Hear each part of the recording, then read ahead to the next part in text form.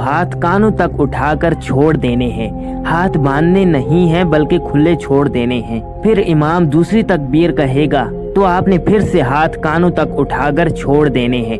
और जब इमाम तीसरी तकबीर कहेगा तो आपने हाथ कानों तक उठाकर बांध लेने हैं। खुले नहीं छोड़ने, बस आपने सिर्फ 2 तकबीरों में ही हाथ खुले छोड़ने हैं और तीसरी तकबीर में आपने हाथ बांध लेने हैं।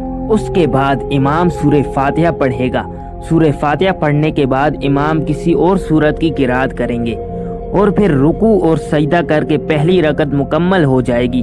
पहली रकत मुकम्मल होने के बाद दूसरी रकत के लिए उठते ही इमाम किरात करेगा, यानी सूरह फातिहा के बाद कोई और सूरत पढ़ेगा। उसके बाद रुकू में जाने से पहले इमाम साहब 3 जायद तकबीरें कहेंगे।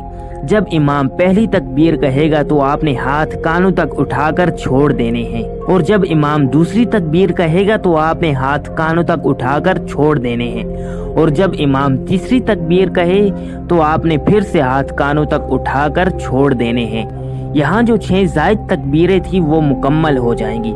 और उसके बाद जब इमाम चौथी मर्तबा अल्लाहु अकबर कहेगा तो आपने बगैर हाथ उठाए अल्लाहु अकबर कह के रुकू में चले जाना है। उसके बाद बाकी सारी नमाज बाकी दूसरी नमाजों की तरह ही पढ़नी है। तशहद के बाद इमाम साहब के साथ सलाम फेर कर आपने नमाज मुकम्मल कर लेनी है। ये नमाज सिर्फ 6 जायद तकबीरों के अलावा बिल्कुल दूसरी नमाजों की तरह ही अदा करनी है। जैसे कि 3 तकबीरें पहली रकत में सना के बाद और फिर 3 तकबीरें दूसरी रकत में रुकू में जाने से पहले। नमाज के बाद